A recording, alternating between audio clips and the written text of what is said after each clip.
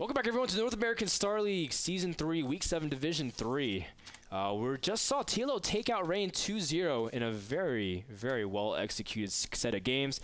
If you guys missed it, please check out this VODs, youtube.com/NAStarLeague.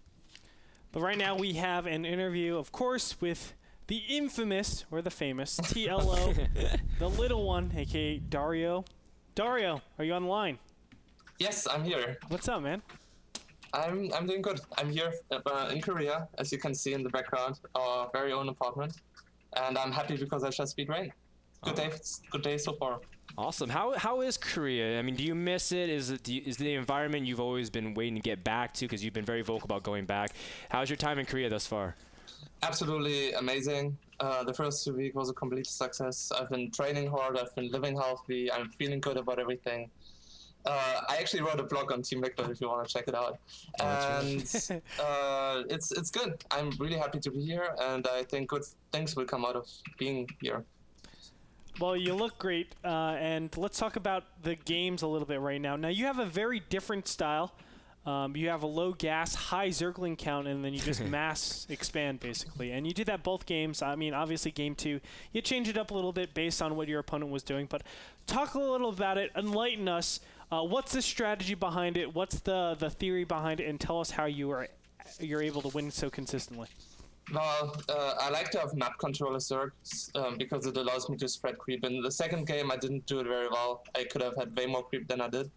But in the first game, I think it was quite obvious that I covered the entire map very quickly. And having a lot of units out just prevents Terran from being able to constantly scan and take out tumors left and right.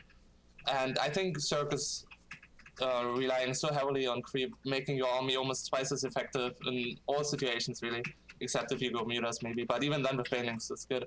So that's what I want to do. I take many expansions quickly, so I think it's good to delay gas a little bit to just get a stronger economy running. It's a little bit fragile because you always have to have more units than your opponent because you can't really go for like effective trades like infestors, taking out an entire army by just like having 2 or 3 infestors, but I think it's a good style. Well, it looked really good, and of course you had upgrades with that.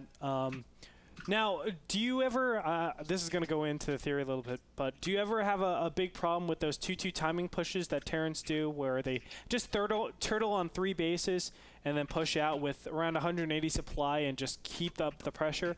Or does that style actually suit you know, the 180 pushes pretty easily? Well, I don't really have trouble against that. I don't even recall anybody doing that against me because I think I play a playstyle which almost doesn't allow anybody to do that.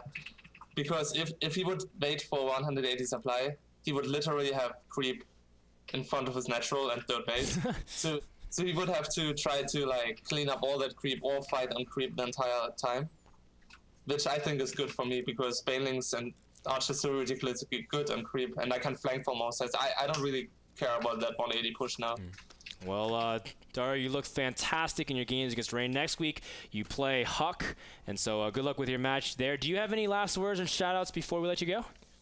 Sure. As always, keep cheering for me, and I'm looking forward to play Huck because I'm going to be living in the same house as him. Currently, it's in America, but this matters a lot because it's going to decide who is the king of the house a little bit. Looking forward to that. Tune in next week for Huck versus me, and watch my stream later today if you like. All right, guys, follow Dario on Twitter, twitter.com/LiquidTLO, where you can keep more updates with your lovable Zerg from Team Liquid.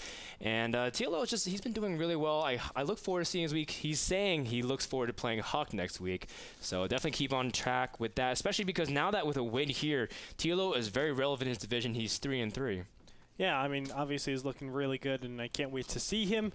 If he wins all of his matches, he can go 5-3, and that could potentially put him in the top of the division. Actually, it might put him in first place if everything goes his way.